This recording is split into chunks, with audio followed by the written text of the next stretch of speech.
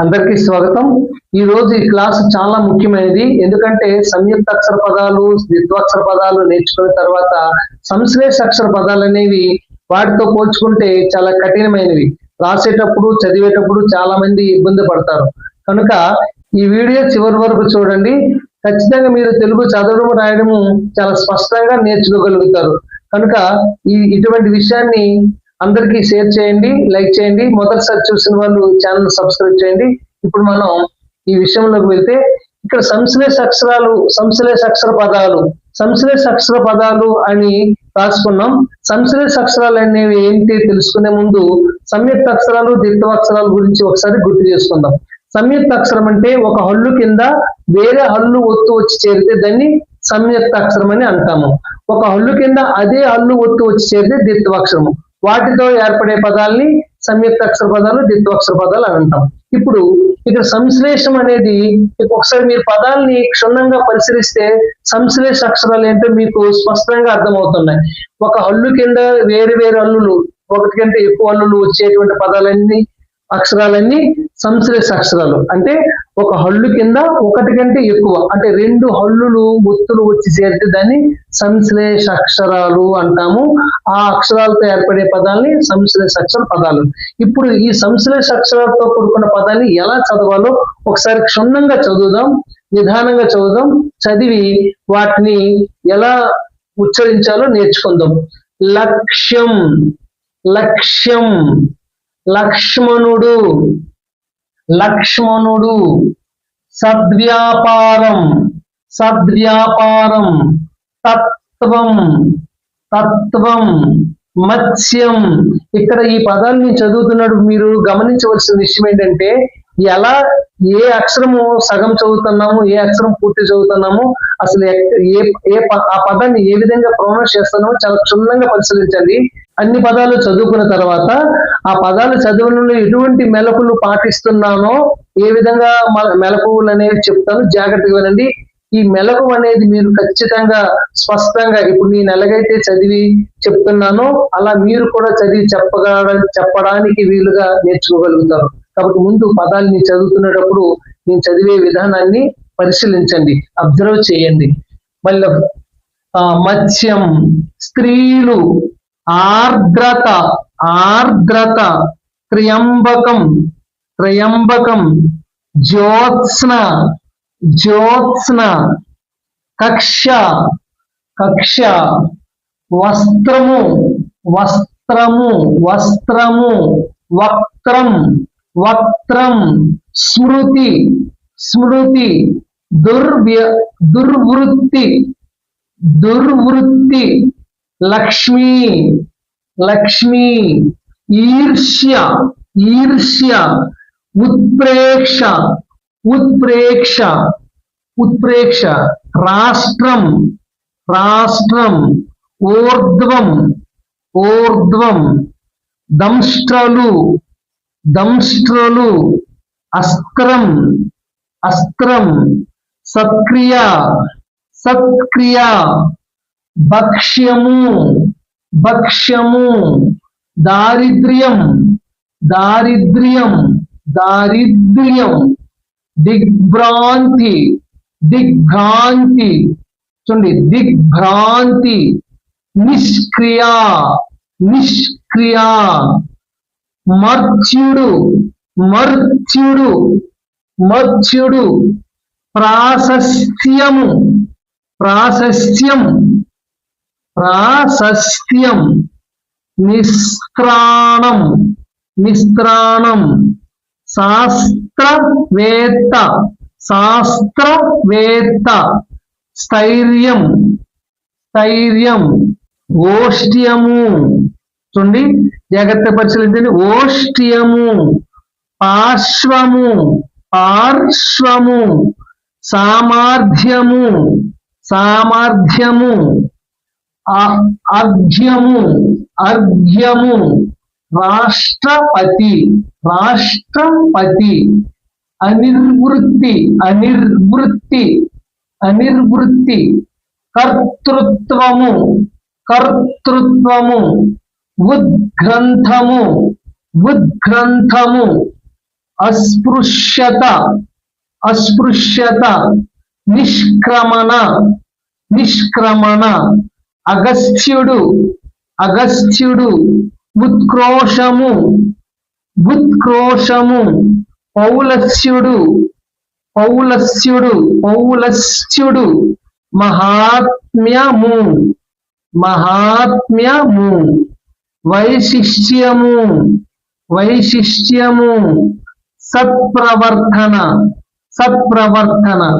ఇప్పుడు మీరు ఒకసారి చదివే విధానాన్ని మీరు పరిశీలిస్తే ఇక్కడ మీరు ఒక గొప్ప విషయాన్ని గమనించగలుగుతారు. ఏంటంటే నేనేం చేశాను, సంశ్లేష అక్షరాన్ని చదివేటప్పుడు ప్రధాన అక్షరాన్ని పొల్లుగా చదివాను. మళ్ళీ ఒకసారి చెప్తాను చూడండి. సంశ్లేష అక్షరాన్ని చదివేటప్పుడు ప్రధాన అక్షరాన్ని పొల్లుగా చదివి, అంటే సగం చదివి, దాని కింద ఉన్నటువంటి 2 ఒత్తుల్ని సంయుక్త అక్షరంగా మార్చి చదివాను. మీకు ఎగ్జాంపుల్ చెప్తాను చూడండి. ఇక్కడ చూడండి. ఇప్పుడు లక్ష్యము ఎలా చదివానంటే లక్ష్యము, దీన్ని లా చదివి దీన్ని సగం చదివి ఈ షాకింది యారాసి శ్యాక్షరప్రతిశ్యం లక్ష్యము అలా చదివాను అనమాట. ఇది సగం చదివి ఈ రెండింటిని సంయుక్తం చేశాను అనమాట. ఈ 3 శబ్దాలు సంశ్లేష శబ్దాలు. ఈ మూడు శబ్దాలు కలిసి సంశ్లేష అక్షరం ఏర్పడింది. కానీ చదివేటప్పుడు ఏం చేశాము, ఈ ఇది సగం చదివి ఈ రెండింటిని సంయుక్త అక్షరంలా చదివాము.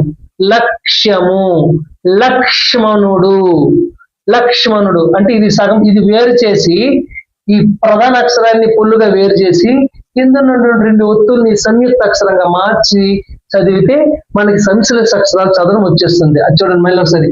లక్ష్మణుడు, లక్ష్మణుడు. సద్ వ్యాపారము, సద్ వ్యాపారము. తత్వము, తత్వము. మత్స్యము, మత్స్యము, మత్ సాకిందయారతిశ్యాక్షర ప్రతిశ్యం మత్స్యము. ఇలా మత్స్యము వచ్చింది. స్త్రీలు, సా సగం చదివి తాకింద రావాసి దానికి తాగుడు పెడితే స్త్రీ, స్త్రీలు, స్త్రీలు. అంటే ఈ ప్రధాన అక్షరాన్ని సగం చదివి కింద ఉన్నటువంటి ఈ 2 హల్లుల్ని సంయుక్త అక్షరంగా మారిస్తే మనకి ఈ సంశ్లేష అక్షరం వచ్చేస్తుంది. త్రియంబకం. ప్లస్ రాకింది యారస్తే రియా, రాకింది యారస్తే రియా, త్రియాంబకం అలా వస్తుంది అనమాట. త్రయంబకం. ఈ విధంగా ఈ ప్రధాన అక్షరాన్ని సగం చదివి కింద ఒత్తుని సంయుక్తం చేసాము. త్రయంబకం. ఇక్కడ జాకోత్తం విశ్రమిస్తే జో, కంది యా ఉంది కాబట్టి జాకింది జాకోత్తం విశ్రమిస్తే జో. ఇది సంయుక్త అక్షరం కాబట్టి పర్వాలేదు. జోత్సన, తా సగం చదివి సా కింద నార్పిస్తున్న అలా కలిపితే వచ్చేస్తుంది జోత్సన. కక్ష్య, వస్త్రము, వస్త్రము, వస్త్రము. సా సగం చదివాము, తాకరంధ్రార చిత్ర అలా వస్త్రము. వక్త్రం, తాకరంధ్రార చిత్ర వక్త్రము. అంటే కా సగం చదివి తాకింద రాస్తే అప్పుడు ఏమవుతుంది ఇత్రాక్షరం ఉన్నప్పుడు త్రం. ఇక్కడ వాతో కలుపుకుంటే వక్త్రము, వక్త్రం. స్మృతి. ఇక్కడ ఋత్వం ఉంది కాబట్టి ఋత్వం అనేది అచ్చు ఒత్తు కనుక ఇది సంశ్లేషం కాదు. కానీ ఇవి కూడా మనం ప్రత్యేకంగా చదువుకోవాల్సిన అవసరం ఉంది కాబట్టి అందుకు వాటిని కూడా రాయడం జరిగింది. ఇప్పుడు సగం చదివి మాకు ఋత్వం ఇస్తే స్మృ తాగుడిస్తే స్మృతి. దుర్వృత్తి, దుర్ ప్లస్ వాకృత్వం ఇస్తే దుర్వృత్తి. ఈ పదాలు సంధి దుహు ప్లస్ వృత్తి, దుర్వృత్తి, సంధి విసర్గ సంధి తర్వాత విషయము చదవడానికి కోసం నేను చెప్తున్నాను కాబట్టి చూడు.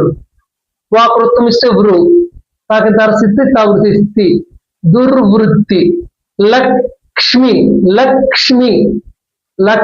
సగం చదివి సాకిన మార్తి స్మి లక్ష్మి. అలాగే ఈర్ష్య, ఈర్ష్య, ఈ సగం చదివి కింద సాకింది యాతిష్య, ఈర్ష్య. ఉత్ప్రేక్ష, ఉత్ప్రేక్ష. రాష్ట్రం, రాష్ట్ర, ఈ సగం చదివి తాకిన తర్వాత ఇట్ర, రాష్ట్రము. ఊర్ధ్వము, ఊర్ధ్వము. దంష్ట్రలు, దంష్ట్రలు. సున్నాని, సున్నాని దమ్ అని వస్తుంది, ఎందుకంటే సున్న తర్వాత వెంటనే వచ్చే శబ్దము షా శబ్దం కాబట్టి షా ముందు సున్న ఇమ్మని చదువుతాం, అందుకు దంష్ట్రాలు, దంష్ట్రాలు. అస్త్రం, అస్త్రం, అస్త్రం. సత్క్రియ. ఇలా సంశ్లేష అక్షరాలు చదివేటప్పుడు ప్రధాన అక్షరాన్ని సగం చదివి కింద ఒత్తుల్ని సంయుక్త అక్షరంగా కలిపి చదవాలి. క్రియ, క్రియ, సత్క్రియ అంటే ఈ తా సగం చదివి ఈ రెండింటిని కాకేంద్ర తిక్రి తిక్రి సత్క్రియ. అలా ఈ ప్రధాన అక్షరాన్ని సగం చదివి కింద ఒత్తుల్ని సంయుక్తం చేస్తే మనకి ఇవన్నీ వస్తున్నాయి కదా. అలాగే భక్ష్యము, భక్ష్యము. దారిద్ర్యం, దారిద్ర్యం. దిక్, దిగ్ భ్రాంతి, దిగ్భ్రాంతి. ఇక్కడ గా సగం చదివి బాకింద బ్రే బ్రాక్ దీర్ఘిస్తే బ్రా, దిగ్భ్రాంతి. నిష్క్రియ, నిష్క్రియ. మర్త్యుడు, మర్, మర్త్యుడు. ప్రాశస్త్యం, ప్రాశస్త్యం, ప్రాశస్త్యము.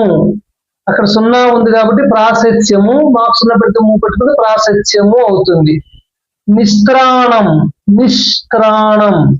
ఇప్పుడు నేను చెప్తుంది ముందు సాధారణంగా చదివాను, ఇప్పుడు మీకు ఒక మెలకు చెప్పాను కదా. ప్రధాన అక్షరాన్ని సగంగా చదివి అంటే పొల్లులా చదివి కింద ఉన్నటువంటి రెండు హల్లుల యొక్క ఒత్తుల్ని సంయుక్త అక్షరంగా మార్చుకుంటే మనకు సంశ్లేష అక్షరాలు చదవడం వస్తుందని చెప్పాను కదా. ఆ విధంగా చదువుతున్నాను.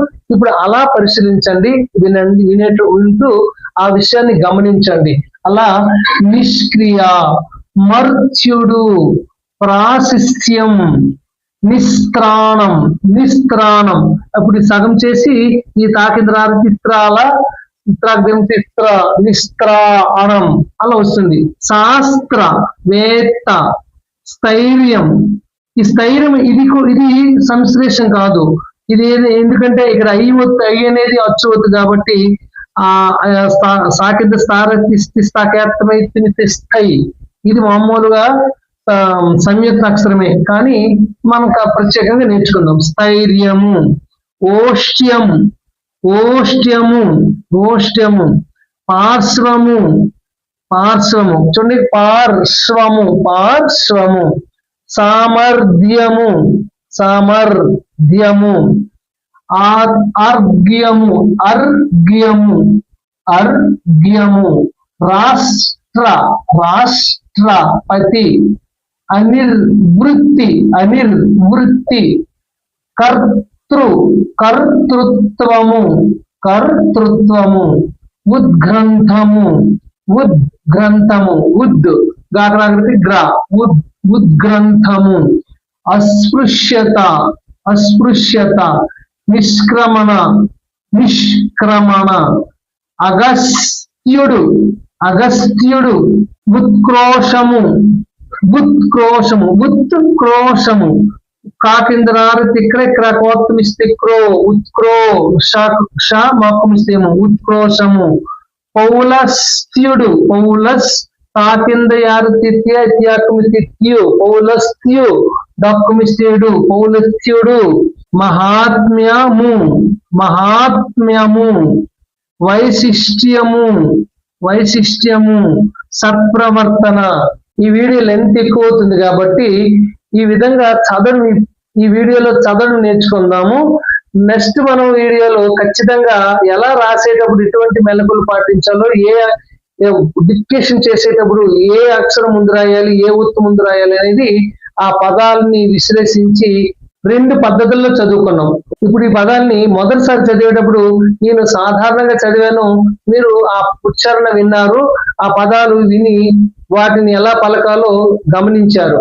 కానీ రెండోసారి నేను చదివేటప్పుడు ప్రధాన అక్షరాన్ని సగం చదివాను, తర్వాత కింద ఉన్నటువంటి ఒత్తుల్ని సంయుక్తంగా మార్చి చదివానని మీకు ఆ మెలకు చెప్పాను. ఇప్పుడు ఆ విధంగా మీరు దాన్ని గమనించుకుంటే మీరు చదవడం ఈజీ అవుతుంది అనమాట. అంటే సాధారణంగా డైరెక్ట్ గా మనము లక్ష్యం, లక్ష్మణుడు, సద్వ్యాపారం, స్మృతి, దిగ్భ్రాంతి, నిష్క్రియ, ఉద్గంధము, అస్పృశ్యత ఇలా చదువుకుంటే చెప్పగానే వినేసిన వెంటనే వచ్చేది. కానీ ఆ పదాన్ని విశ్లేషించి ప్రధాన అక్షరాన్ని సగం చదివి కింద ఒత్తుని సంయుక్తంగా మార్చి చదవడం వల్ల మనకి ఈ పదాలు చదవడము సులువు అవుతుంది. కాబట్టి ఈ విధంగా నేర్చుకోండి, చదవడం నేర్చుకోండి. ఈ వీడియో లెంత్ ఎక్కువ అవుతుంది కాబట్టి రాసేటప్పుడు ఏ అక్షరం ముందు రాయాలి, ఏ ఒత్తు ముందు రాయాలి, ప్రొనౌన్సియేషన్ బట్టి మనం నెక్స్ట్ వీడియోలో చెప్పుకుందాం. అంటే ఎవరైనా డిక్టేట్ చేసేటప్పుడు కానీ లేదా మనం రాస్తున్నప్పుడు ఆ పదం మన మనసులోకి వచ్చి అది రాయవలసి వచ్చినప్పుడు ఏది ముందు రాయాలి, ఏ ఒత్తు ముందు రాయాలి అనేది నెక్స్ట్ వీడియోలో రాసే విధానం గురించి చెప్పుకుందాం. ఇప్పుడు ఈ వీడియో ద్వారా మీరు పదాలు చదవడం నేర్చుకుంటారని ఆశిస్తున్నాను. తర్వాత ఖచ్చితంగా ఈ సంశ్లేష అక్షర పదాలు రాసే విధానాన్ని మనం నేర్చుకోవడానికి మళ్ళీ తర్వాత వీడియోలో కలుసుకుందాం. అంతవరకు సెలవు, నమస్కారం.